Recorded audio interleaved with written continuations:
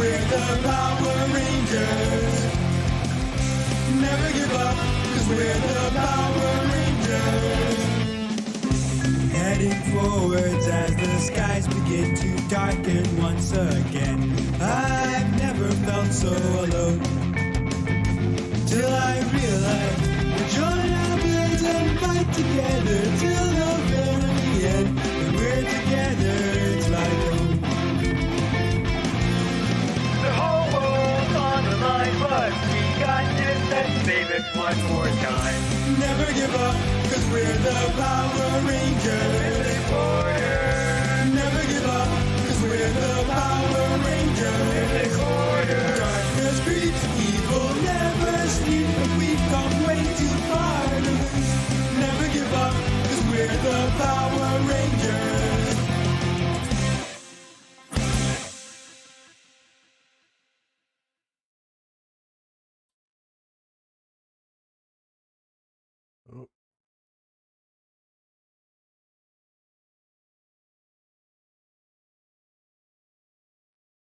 Hello and welcome to another episode of Power Rangers Mythic Order. Today we're doing a very special live stream. We've got Seamus here with us. Welcome to Ranger Log 005. Seamus, when last we left you, you and your team had just defeated, if only barely, your last opponent. Yeah, that was a bit of a hairy time. You found that you were, after you left and everybody teleported away, you teleported home.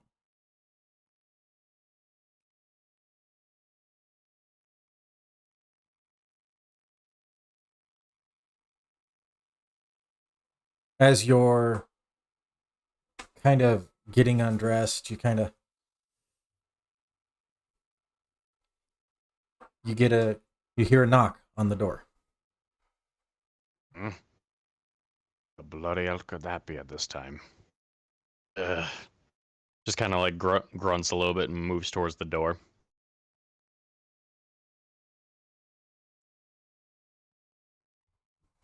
If you're looking for sell me something, not interested. I'm not selling you anything. On the opposite side, you hear Jason's voice. Ah. Opens the door. Well, come on in then. As he invites him in, he goes towards his fridge and he's like, I think I got a few beers in here somewhere. Give me a moment. We don't have time for that, bud. Peeks his head from above the refrigerator door. Is like, What do you mean? They found your Zord, and it's in a place that I don't think you're going to like. Got like his... I don't know where that could be.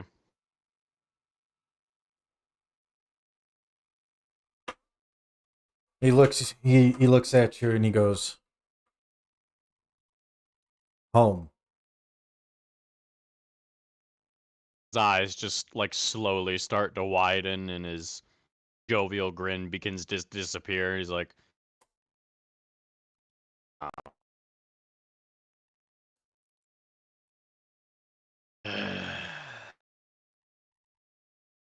you know, I don't quite like that word, but this Zord thing is pretty necessary about all this, huh? Yeah. I've been asked to escort you there. So Yeah. we need to go. Oh, yeah. I suppose the sooner we get this over with, the better. So, So hightail it over there. He just takes the beer that he was about ready, the beers that he picked up, puts it back in the fridge, pops open one of them, takes a large guzzle of it, puts the rest of it back down on the counter. I'll be back for that later. He leads you out, and there's a nice van from Cranston Technologies sitting outside. You both crawl in and kind of take off down the road. Takes you to Cranston Technologies private airport just outside the city. You get on, and right about the time that happens, you get a call through your morpher. You hear Koji's voice. I need help. Guys, I need help. Just kind of looks down his morpher, looks at Jason. Like Jason goes, the others can help him. Where it's at, we don't know if it'll appear again. We need to go find it. Sounds like this thing has quite the mind of its own. They all do. Let's hope the mindset is a little more friendly. Yeah. You guys get on the plane. This thing's fast. Like G-force fast. You're home. Yeah, Seamus is probably having a little bit of anxiety on the ride. There's like clenching the arms of his seat a little bit. You end up back at the Emerald Isle, touching down just outside of your hometown in about 4 hours. From the States is a really fast trip. Yeah. Seamus is used to going at high speeds on his motorcycle, not quite that high speed. You kind of like get off and you're kind of shaken from the rush. Yeah, he's like, it takes him a minute to release his grip from the arms of his seat. He goes, "You'll never get over at Jason. Jason's doing basically the same thing. He goes, "I will never get used to that." I'd be worried if you did that, lad. You guys both deboard the plane. Describe how you're feeling in this moment as you kind of crest the hill and you look down and there's the sleepy little hamlet you grew up in. He's looking at it with a little bit of kind of like it's like a weird mix of like longing and trepidation and anxiety, very much anxiety. He's begins kind of like his hands are at his sides right now, but he begins kind of like doing this little rubbing his index and his thumb together. Mm-hmm. Bit of a twitch that he does when he's nervous or upset or getting frustrated or whatever, and kind of just narrows his eyes down at the town. He's like, I never thought I'd have to be back here again in my life, but it's truly what they say. Life's full of surprises.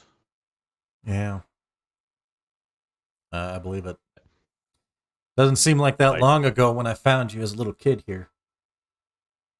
He just kind of looks down at that, and he's just like Seamus has never been this. He's very much outspoken. He's very like loud and boisterous, and this entire time he's been very quiet and just kind of looking at the ground mostly. I don't quite like remembering those times, but like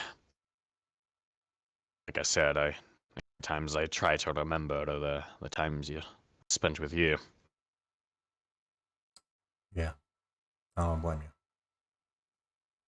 As the two of you walk towards the town in silence, you hear an all too familiar voice. He just stands like stock still, like a statue. Oh, you come home, did you, boyo? His fists begin like shaking. You got Finally coming home with your tail between your legs, are you? You hear? Is he talking from the front of him, his view Just- side, or is he talking from the back? You look just off to your side there, and there, sure enough, it's your uncle. Seamus kind of just turns his head a little bit. He's like,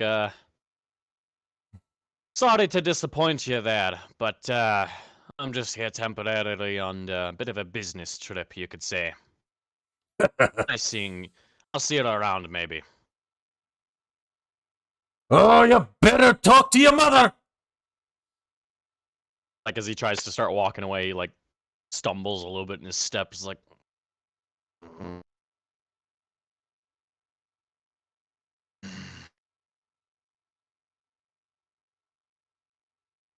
Kind of like tilts his. He kind of just like twists on the ball of his foot and looks back at him. He's like, I don't think there's much left to say there.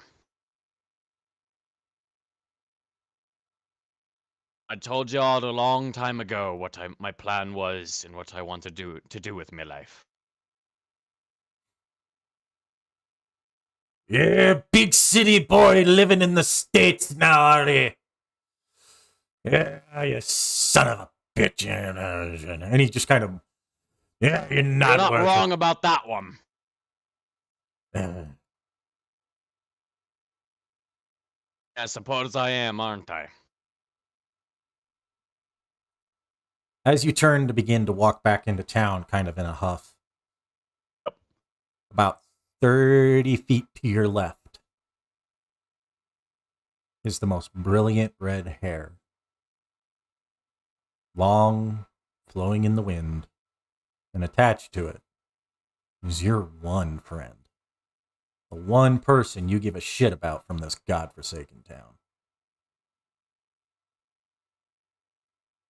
Yeah, very much of the tension and like the shaking from dealing with his uncle is begin to like slowly disperse as he approaches her.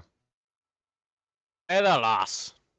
She Kind of turns. like gestures with open arms. She turns and she just,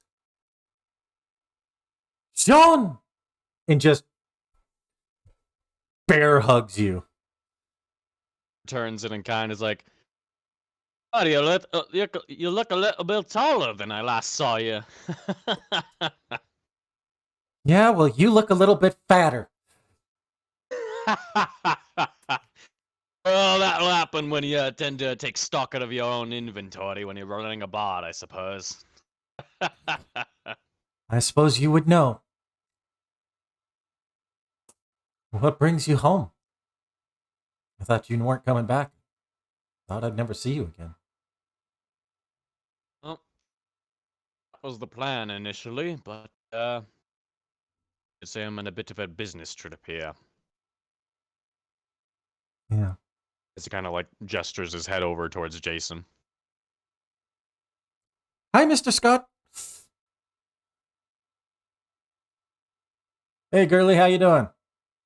I'm good. So, tell me, you find anyone yet? Kind of like starts kind of like poking her a little bit with his elbow and makes like playful winks. She goes, no. I'm moving to Angel Grove next week. I was gonna. No fucking shite. I was gonna surprise you. Oh, I'm calling me surprised then, lass. I'm just as surprised to see you.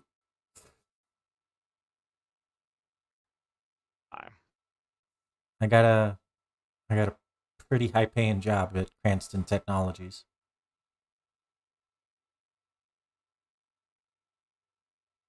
Cranston. Kind of like looks over at Jason and then looks back at her.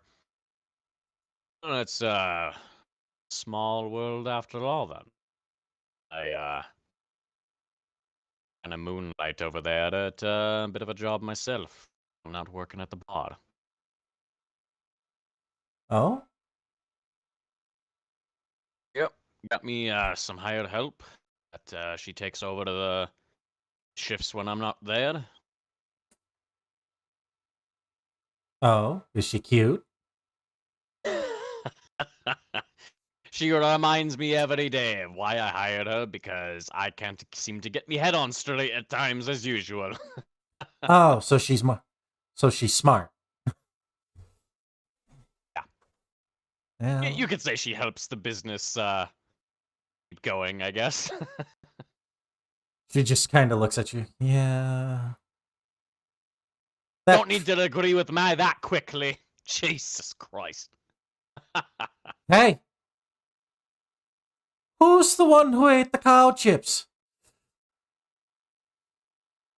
I thought we'd never to speak of that again. What? Oh. I'm not the one who went and got involved with that little bit of a Shanghai involving the maple syrup business, now did I? Oh, Sean, it'll pay good money, you said. How did that work out for you? After you left, pretty good. Eh. And she's like, kind of looking at you like, fucker. Goes, well, if you've got business, I'll see you next week. I already ran afoul of my uncle. Hope I can stay it away from the other two. They haven't told you, have they? Told me what? My uncle just said I needed to go speak to me mum. Seamus, your dad died.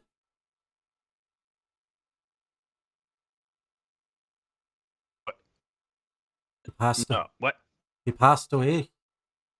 Not 2 weeks ago. I had assumed your mother had called you.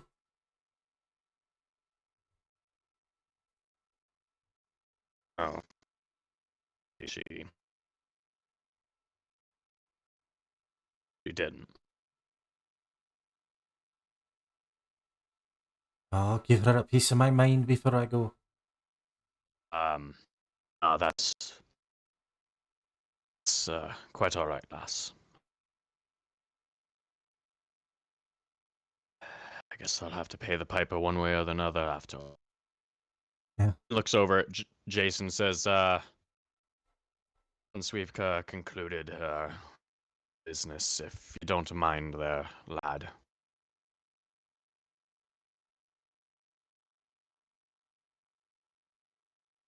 Yeah. I got you. Appreciate it. Looks back over at her and says, like he has their back turned to her as he's, looking at Jason. He turns back around and he tries to put on a happy face, like, anyways, I'll see you next week then, lass. Can't wait to have you. If you ever looking for another part-time job or anything, come on down to me bar. Seamus will take care of you. She just gives you a big hug and kisses you on the cheek and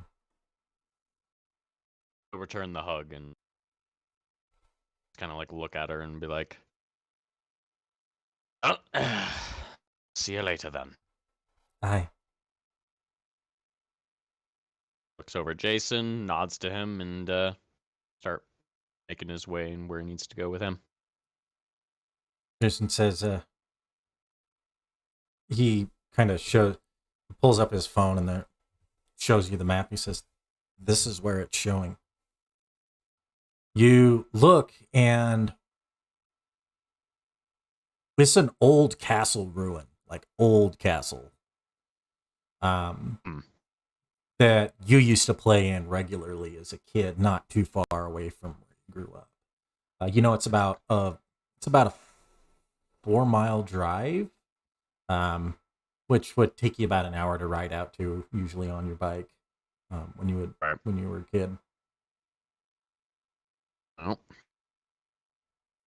Yeah. Interesting it would be in that place of all things, but let's head on out then, I suppose. Yeah, let's go. Yeah. You, there's supposed to be a car waiting for us, just over there. And a gentleman gets out of a car, and he kind of waves to Jason.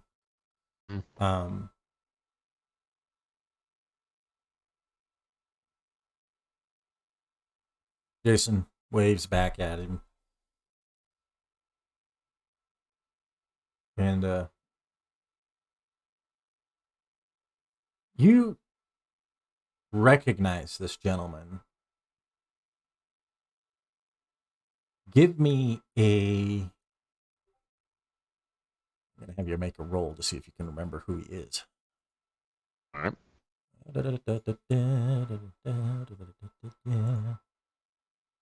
Or rather, if you remember where you've seen him before.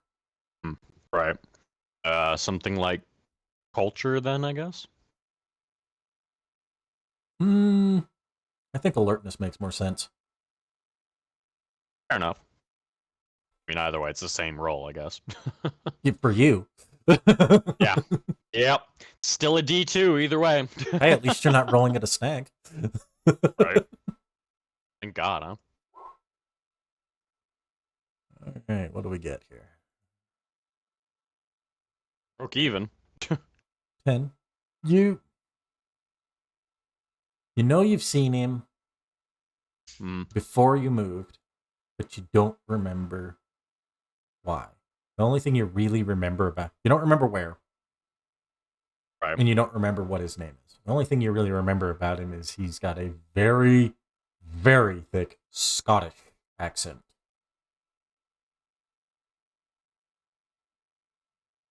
He's kind of young, too. I mean, he's younger, certainly. Right. It's just kind of, as him and Seamus are kind of like waving to each other or talking or whatever, he's just kind of like tilting his head a little bit, kind of looking at him like, seems so familiar. Yep. You guys get in the car, and not a word is said as you travel.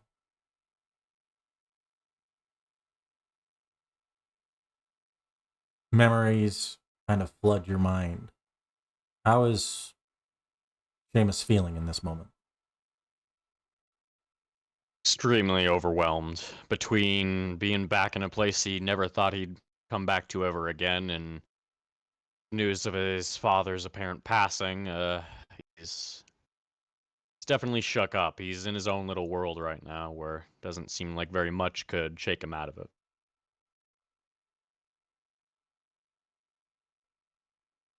Just kind of like gazing out the window off into the rolling hills and just kind of in his own mind. Yeah.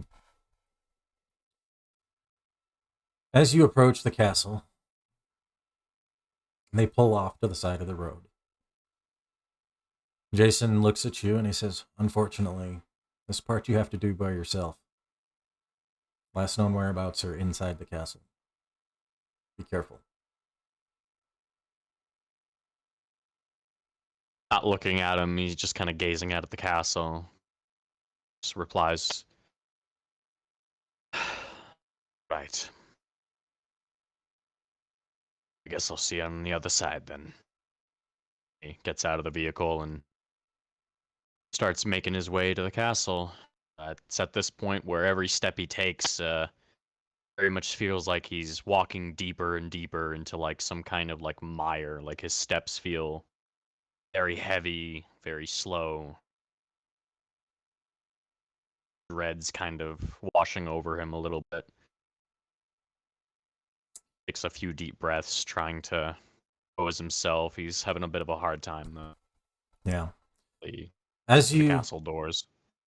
As you get to the castle doors, long since rotted away, walls crumbled. You go through the entryway. Give me an alertness check. All right.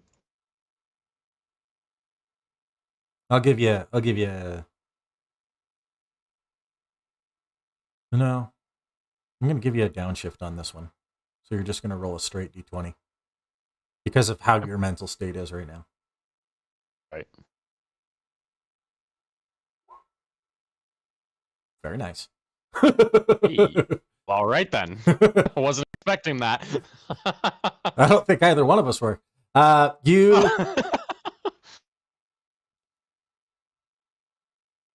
You notice right away, you feel like it almost felt like your skin became warmer the second you stepped inside.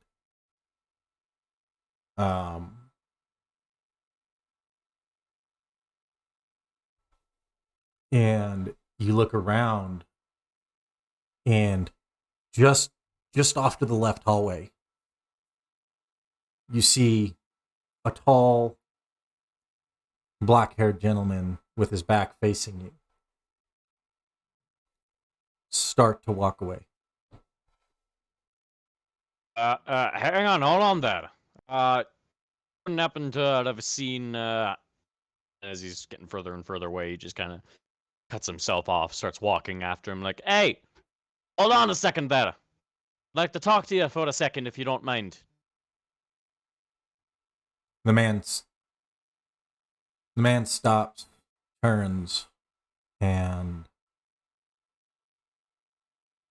the face is younger.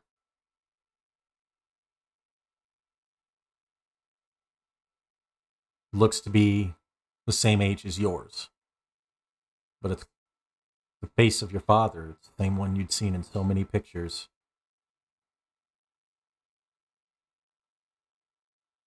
It's just like, as he's about to say something, as he turns around, he just like... There are some key differences, though. For one, your father has bright red hair. This man's face the eye colors are wrong as well. This guy's eyes are deep, deep blue, whereas your father had brown. So as he's turning around and was about to say something, the words just kind of like get caught up. He's like, "Who? I do look like what?" The man turns again and gestures for you to follow him and heads deeper inside the castle. Seamus kind of hesitates for a second. It's like, I've come this far, I suppose. He starts following after him. As you follow, you are led to what was once the throne room. The scenery around you quickly changes as you enter. You've been in this room hundreds of times as a kid. And never has there been literal freaking trees in it. You look around and a scene straight out of fantasy unfolds before you. You start seeing people very thin, lithe, almost fey-like, begin to pass in front of you. Starts looking around. As you look down, you look around and you see a small gentleman in a green suit and a top hat, kind of wandering around, kind of holding a cup, and on the far side, the man sits. Find a George R. Martin bullshit did I just walk into? Welcome. The man's voice echoes in your father's. Welcome to Tina Nog. Uh, doesn't really know what to make of the situation. He usually deflects and deals with situations with witty humor, but at this point, he's just completely baffled on what to say. uh, okay. Well, so I was taught to mind me manners. My name's Seamus. You are?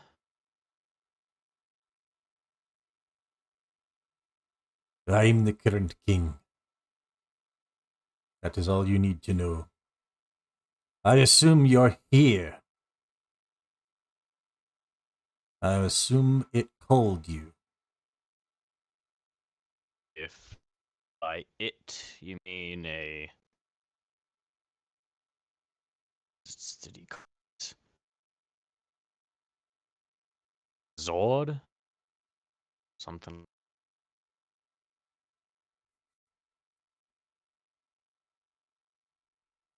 They, you, a woman steps out from behind the throne.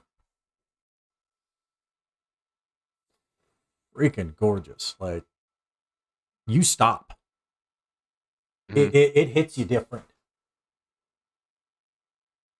All the memories and pain melt away in that instant from like that level of beauty.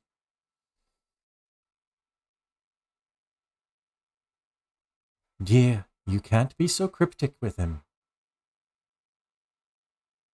It did call him.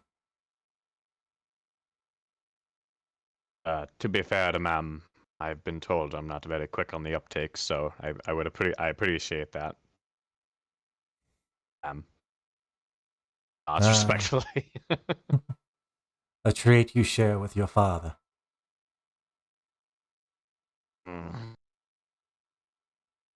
Yeah, I suppose I did.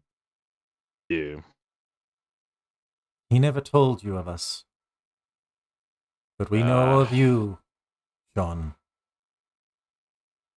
I mean, outside of the regular drunken beatings, I didn't really say much. Than his wanton disappointment and other things. Yes. There's a reason he was exiled. Your family was supposed to protect our home. But that passed when your father did. He protected us, but he couldn't protect his own home. And we are sorry for all the grief he caused you. And she Wait a minute. and both her and the guy who looks like your dad both bow their heads in a sense of an apology. And he starts putting his hands up like,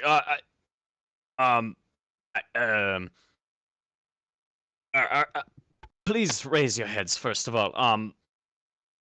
Oh, shite. I'm gonna be complete. I'm sorry, but this isn't me. What the fuck is happening right now? I don't understand a lick of it right now. Oh, are you telling me that my family is some kind of distorted guardians of the mythical someplace that was supposed to be a legend? Like, Your father, and now you, are descendants of the original Mystic Knights of Tir na Nog. All those stories he told you when you were young were true.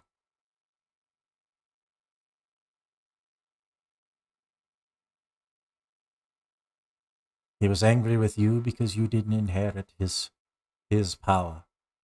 You inherited something very different. It's at this point ow. that a black shadow flits in front of your vision.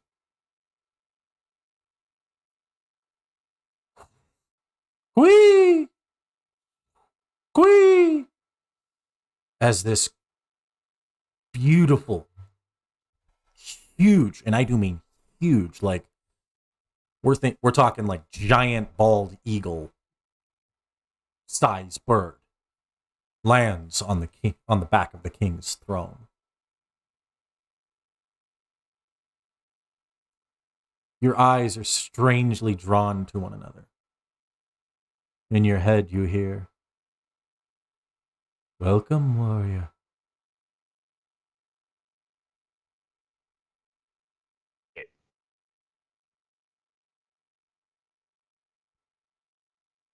Did you just speak into my mind? Yes.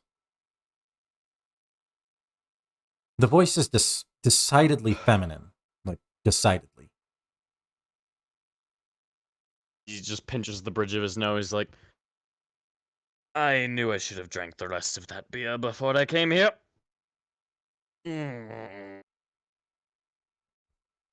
But I'm sorry, but this is all too much, too fast. I come back to a place I wish I had hoped I'd never have to. I find out my dad is gone, and other things that I'm not even allowed to explain to anyone. People that I've never been met before, and having to do. Ah! Can the world just stop? I want to get off!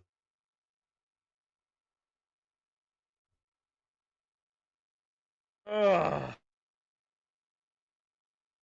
And the bird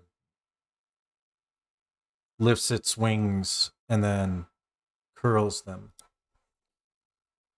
And as it does so, it kind of jumps off. And then in its place, this just gorgeous African American woman appears. She goes, "Hello, partner." And here's the part that really messes with Seamus. You've known this girl your entire life. You always thought she was some sort of dream or fantasy, but you remember playing with her as a kid. Remember chasing her around. You remember the two of you chasing each other as kids. And partner was a fun nickname that you guys always called each other. At this point, Seamus is just like shaking. He's like, "No, no. You can't be real. My dad always said it was an imaginary friend. I'd grow out of it. Just, Partner, I'm real, but I'm not human. Of course you are, and it's. Oh. Most of the creatures here aren't human. But I'm not like them either. I chose you long ago. You've always had the fire of the Black Phoenix. I suppose next you're gonna tell me I have the soul that fits one as well. No, what I am. Why does everyone keep saying these things to me? Why does the expectations that the way people think of me, that's just. As you're doing that, you feel arms, her arms wrap around you. She goes, "It's okay." His eyes open in shock wide as he's just stood there being held. "It's okay. I'm sorry I had to disappear." Tears begin streaming from his eyes. Why did you have to go away? To protect you from your dad.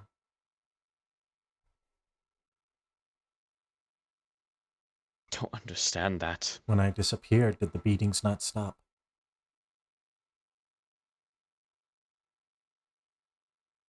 Time anyway, it seemed. That's why. He was angry at me for choosing you. So he took it out on you, because he knew he could never defeat me. Why was he so angry that you chose me? Don't understand. A familiar voice echoes across the hallway.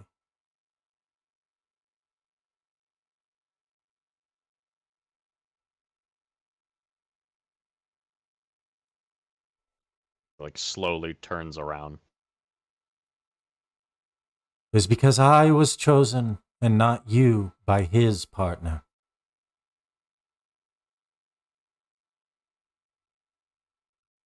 You turn,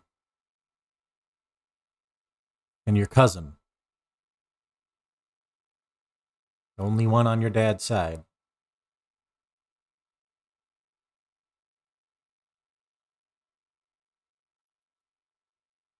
is sitting there, sitting next to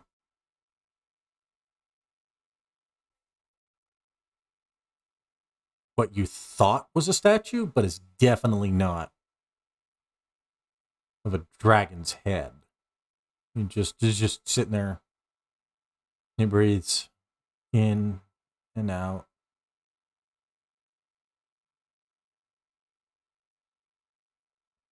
I was chosen as the successor, and your father hated you for it because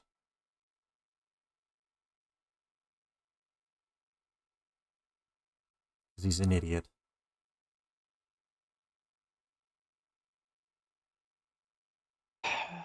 So let me get this straight. The old man hated me guts. Eat on me senselessly. No reason at all, seemingly. Came home drunk every night. All because of something I couldn't fucking control. Something I didn't have a god's damn choice in. At this point, he is like seething with rage and it like a blind, like just slams his fist into a nearby wall. Give me a straight strength roll. Go ahead and roll might.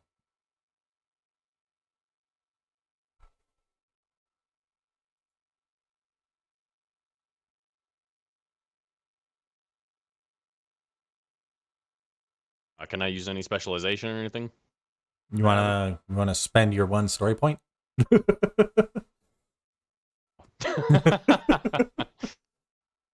I was gonna say I have martial arts Muay Thai, and I just thought maybe punching would be part of that, but Well, I never mean, mind. yeah. If you want to use your martial arts to do it, sure. You can roll with Alright, yep, specialization. because I was gonna say very basic punch from his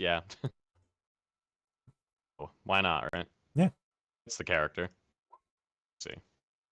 Hello. All right, yeah, that's pretty good. You crack the stone when you smash it, but you also hurt your hand.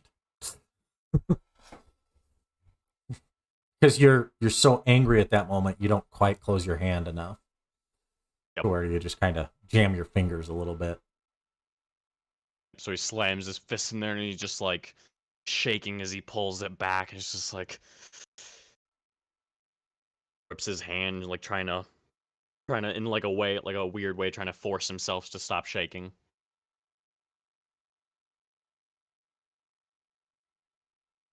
It's You fair. No, it's not. And you deserved better. At that, he kind of just starts like starts as like a low laugh and just starts rising in octaves, like. But he's gone now. He's gone. Starts devolving into like a very like heavy cry, like tears just streaming down his face. He's like, he's fucking gone. Doesn't it feel good? I thought I'd be happy the fucker was gone. So why do I feel like this? You feel warm. You feel warmth and kindness wrap you as both your cousin and woman give you a hug. Your cousin says because despite everything, you loved him. He was your His dad. breath hitches, and he just starts letting it all out. He accepts the embrace and just starts letting it all just go forth for a while until he calms down a little bit. Starts like cleaning up himself, wiping the tears away.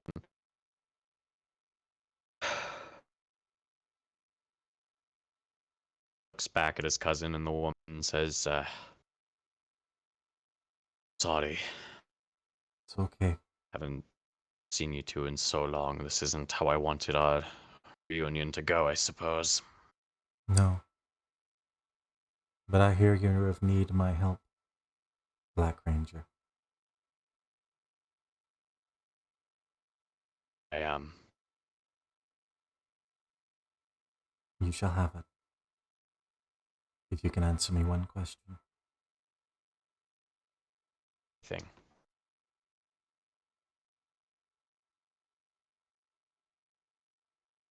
What is it you shall never do?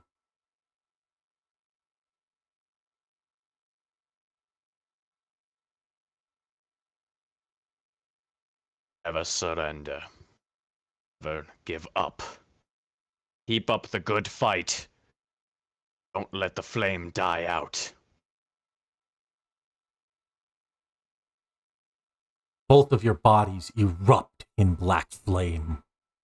Each of you wreathed in the cool fire.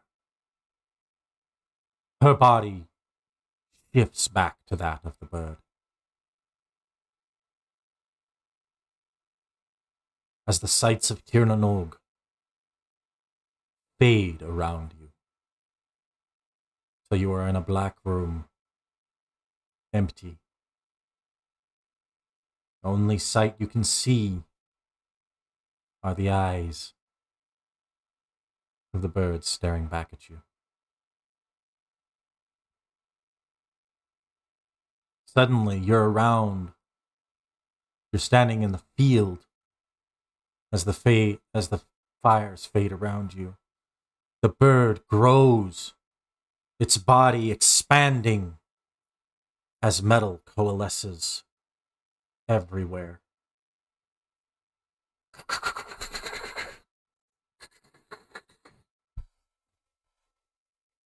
A scream echoes across the fields. Whee! As the black fire phoenix Zord shifts and alters.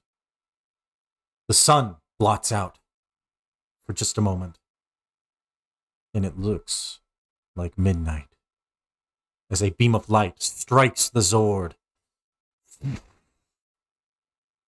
Echoes go through it. Before you realize it, you've morphed. The armor coalescing around you. The Zord lands in front of you. I'm here to help you, partner. Appreciate it. Let's go kick some alien ass. Yeah. She bends down. And you climb on. And the both of you take off.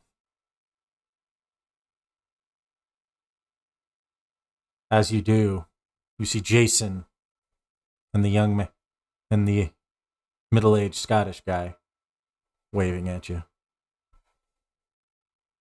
Waves down at them. They get in the car and head back to the jet as you begin the long flight home. That is where we will end tonight's session. Thank you for joining us on Mythic Order Ranger Log File 005. I hope you do some more of these. Find out just what these Rangers are up to when they're not with the team. See y'all next time. Seamus had himself a very rather interesting adventure. We'll see you next time on Power Rangers Mythic Order. Tune in Tuesday. Or Wednesday. Wednesday, not Tuesday. Tune in Wednesday for Power Rangers Mythic Order.